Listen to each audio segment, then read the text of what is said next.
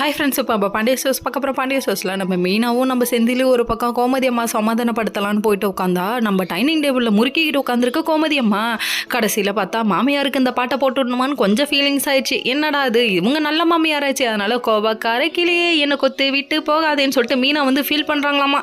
கடைசியில் அழுதுகிட்டு இருக்கு. அதுக்கப்புறம் மாமியார் பேசலான்னு அழுகிறீங்களா, சரியாயிடும் விடுங்க, கொஞ்ச நாளில் அவங்களே சரியாயிடுவாங்க அப்படின்னு சொல்லிட்டு நம்ம ராஜியே சொல்கிறாங்க. இதுக்கெல்லாம் காரணம் யாரு, எல்லாம் நீதாண்டா காட்டுப்பூச்சி வேலையை காட்டுடா, ரேஞ்சுக்கு காட்டிட்டு காட்டுன்னு காட்டுறாங்கடா அப்படிங்கிற மாதிரி ஆயிடுச்சு. அதுக்கப்புறம் இதெல்லாம் ஒரு பக்கம் இருக்க, செந்தில ஒரு பக்கம் வெளியே போனால் நம்மள அமைக்கிடுவாங்களோ அப்படின்னு சொல்கிறாங்க. கடைசியில் தப்பு பண்ணது நம்ம செந்தில மாட்டிக்கிட்டு முடிக்கிறது மருமக. தேவையாங்க இதெல்லாம், நீங்கள் எது பண்ணாலும் மருமக தான் சொல்லி கொடுத்துட்டா, மருமக தான் பண்ணிட்டாம்பாங்க. ஆனால் உண்மை என்ன, மகன் எடுக்கிற எந்த முடிவுக்கும் எதையும் பொண்டாட்டிகிட்ட கேட்டு செய்யறதில்ல. ஆனால் எது கேட்டாலும் பொண்டாட்டி தான் கேட்குறா, பொண்டாட்டி தான் முடிவு பண்ணுறா அப்படின்னு சொல்கிறது ரொம்ப தப்புப்பா. இதிலிருந்து தெரிஞ்சுக்கோங்க, ரீல்ஸ் மாமியார் இல்லை ரியல் மாமியாரும் தெரிஞ்சுக்கோங்க அப்படிங்கிற மாதிரி ஆயிடுச்சு.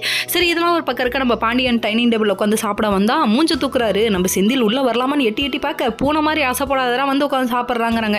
இன்னொரு பக்கம் நம்ம அரசி வந்து பழனிக்கிட்ட கேட்குறாங்க, வீட்டில் எல்லாம் நல்லா இருக்காங்களா, என்ன நடக்குன்னு சொல்ல விஷயத்த சொல்லிகிட்டே இருக்கும் போது சின்ன புல்லட் பாண்டியும் வந்துட்டாரு. கடைசியில் நம்ம குமாரை கூப்பிட்டுச்சு லெஃப்ட் அண்ட் ரைட் வாங்குறாரு. டே, நீ லவ் பண்ணதோட இருக்கணும்டா, கல்யாணத்தை நிப்பாட்டினதோட இருக்கணும்டா, எதுக்குடா இழுத்துட்டு வந்து கல்யாணம் பண்ண, நான் எங்கடாப்பா இழுத்துட்டு வந்தேன், உனக்கு புரியலடா அதை தகப்பா அப்படிங்கிற மாதிரி இவரோட ரியாக்ஷன் இருக்கு. கடைசியில் நீ எதுக்குமே லாக்கிலடான்னு கண்ணா அப்படின்னான்னு திட்டுறாங்கன்னா பார்த்துக்கோங்க. தேவையா குமார் இதெல்லாம் அப்படிங்கிற மாதிரி. சரி, இதெல்லாம் ஒரு பக்கம் இருக்க, மீனா ஒரு பக்கம் சாப்பாடு எடுத்து வச்சுட்டு இருக்க டைம்ல கேஷுவலாக பேசுறாங்க. உடனே கோமதி அம்மா குத்தி காமிக்கலாம், கேஷுவலாக எப்படி தான் பேச முடியுது உங்களால், வாயால் தான் பேச முடியுது. Okay friends.